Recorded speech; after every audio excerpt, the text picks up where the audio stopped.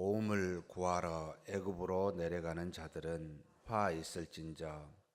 그들은 말을 의지하며 병거의 많음과 마병의 심히 강함을 의지하고 이스라엘의 거룩하신 이를 앙모하지 아니하며 여호와를 구하지 아니하나니 여호와께서도 지혜로우신즉 재앙을 내리실 것이라.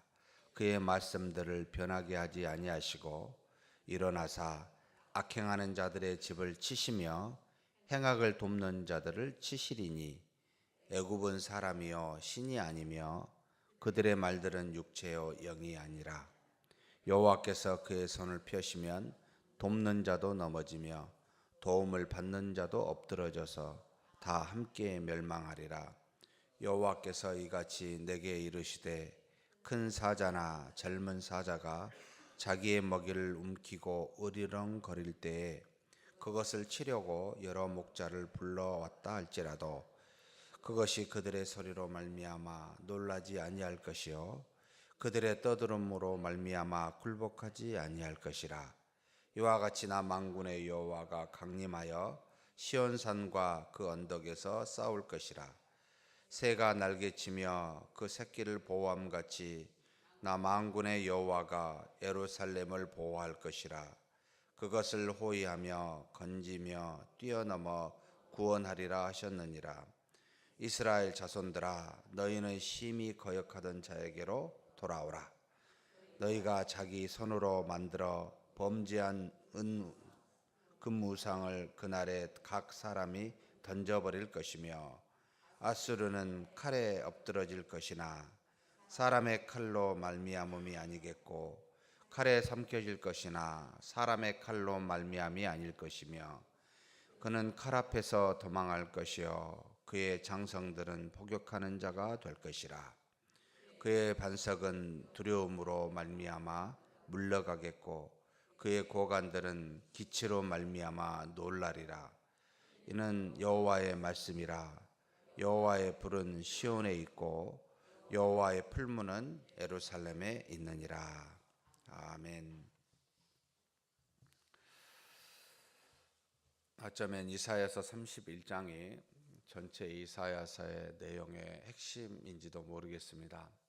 하나님께서 선지자를 통하여 하나님의 뜻이 무엇인지를 앞으로 일어날 일들에 대해서 죄악을 지은 예루살렘 유다의 백성들에게 어떤 재앙이 올 것이며 그리고 그 재앙을 일으키게 하신 분이 하나님이신데 바로 수단으로 매로 사용하고 있는 이방의 나라들도 또한 하나님께서 어떻게 그들을 치실 것인지를 말씀하신 목적은 바로 이와 같다라고 하는 내용이 여기 31장에 쭉 기록되어 있습니다. 크게 두 가지로 나타납니다. 세상에 있는 너가 도움을 청하는, 쉽게 이야기해서 힘있고 강한 애굽이나 아수르나 의지하지 말고 그리 내려가지 말아라. 세상에 있는 힘, 눈에 보이고 만져지고 영향을 주어 그게 크게 보인다 할지라도 의지하지 말아라. 그러면서 1절에 도움을 구하러 애굽으로 내려가는 자들은 곧 하나님께서 치시기 때문에 화가 있을 것이다. 왜냐하면 그들은 말을 의지하고 병거의 많음과 마병의 심히 강함을 의지하는, 눈에 보이는 힘을 의지하는 그런 존재들이니 네가 만약 그것을 의지해서 내려가게 되면 너는 그들과 함께 망할 것이다. 여호와께서는 지혜로우시니 재앙을 주실 텐데 바로 그들을 완전히 다 치실 것이다. 도움을 받는 자나 도움을 주는 모든 자는 다 멸망을 받을 것이다 라고 이렇게 아주 단호하게 이야기하십니다. 곧 눈에 보이는 것을 의지하지 말아라. 그것이 아무리 크다 할지라도 그들은 결국은 힘에 의존하는 것들이요, 이 힘은 결국은 썩어 없어지며 하나님의 손 안에서 얼마든지 다 멸망당할 것들이다 라고 이야기합니다. 그래서 3절에 애굽은 사람이다, 말들은 육체다, 곧 하나님만이 신이요 영이시다, 그러니 하나님만 믿고 의지하라 라는 그런 말씀을 지금 이스라엘 백성들에게 하고 있습니다. 그런데 4절부터는 이와 같이 하나님께서 치실 그 백성, 하나님의 백성이 아니라 이방 민족의 백성들을 결국 멸망시킬 백성들인데, 하나님께서 그들에게 여기 표현되어 있습니다만 큰 사자나 젊은 사자로 표현되어 있습니다. 큰 사자는 아마도 오랫동안 강대국으로 있었던 애굽을 말하는 것 같고, 젊은 사자는 한참 힘을 발휘하고 있는 아수르를 표현하고 있는 듯합니다. 자기의 먹이를 움키고 으릉거릴 때, 그들이 힘이 있어서 으르렁거리며 먹이를 쥐고 있을 때 어떻게 된다고요? 그것을 치려고 여러 목자를 불러왔다 할지라도 하나님이 너희들을 치실 것이다, 그러니 돌이키라 라고 하는 이런 목자들을 보내서 말한다 할지라도 어떻게 해요? 그들은 절대 그 말을 듣지 않을 것이라는 겁니다. 세상에 있는 것을 의지해서 그 힘과 능력을 따라가고 있는 사람은 멸망당할 것이니 돌아오라 라고 하는 하나님의 보낸 사자들, 여기 보면 목자들을 불러서 그렇게 아무리 말해도 그들은 그 소리로 말미암아 놀라지 아니할 것이요 그들의 떠듦으로 말미암아 굴복하지 아니할 것이다. 세상의 속성입니다. 그리 가면 멸망당합니다, 죽습니다 라고 아무리 외쳐도 여러분, 그들은 절대로 돌아오지 않습니다. 왜냐하면 그들은 배를 자기의 신으로 삼고 있고, 그들이 의지하고 있는 것은 하나님이 아니라 세상에 있는 썩어질 것들이기 때문에 아무리 이야기를 해도 돌아올 수 없는 죄의 속성을 갖고 있습니다. 그래서 이렇게 지금 말씀하신 것은 하나님이 택한 백성들한테 지금 들으라는 겁니다. 너희들이 죄를 지었을 때 이와 같은 징계를 하고, 또 이 징계를 한 이방 민족들을 내가 이와 같이 칠 텐데 너희들이 이것을 듣고 돌아오라라고 지금 말하는 겁니다. 그래서 너희들이 지금 어렵다고 도움을 청하러 하나님을 의지하여 나가는 것이 아니라, 하나님께로 가는 것이 아니라 세상의 강한 나라인 애굽이나 아수르를 의지해 그리로 가는 어리석은 일을 하지 말아라, 화 있을진저라고 지금 그렇게 경고하고 있습니다. 그런데 하나님께서는 이와 같이 도저히 목자를 보내서 그들이 돌아오지 않는 그 이방 백성들을 그렇게 하나님이 치신다고, 여기 나 만군의 여호와가 강림하여 시온산과 그 언덕에서 싸울 것이라 라고 말씀하시지만, 그러나 택한 이스라엘 백성은 내가 이방인들을 심과 같이 그렇게 치지 아니할 것이다 라고 5절부터 나타납니다. 새가 날개치며 그 새끼를 보호함같이 나 만군의 여호와가 예루살렘을 보호할 것이라. 일반적으로 당신은 예루살렘이요, 지금으로 표현하면 교회라고 말할 수가 있습니다. 하나님께서는 아무리 예루살렘과 교회가 죄를 진다 할지라도 돌이키게 하여 세워 구원하시고자 하는 뜻이 있지 멸망시키고자 하는 뜻이 없습니다. 그래서 예루살렘을 보호하시겠다라고 이야기하십니다. 그래서 그것을, 이 예루살렘을 호위하며 건지며 뛰어넘어 구원하게 될 것이다. 하나님은 우리를 구원하십니다. 어떤 상황에서도, 심지어 하나님 앞에 죄를 지은 상황이라 할지라도 하나님은 우리를 그 죄에서 돌이켜 구원하시고자 그 일을, 그 역사를 이루십니다. 그래서 6절에 두 번째 우리에게 권면의 말씀을, 명령의 말씀을 합니다.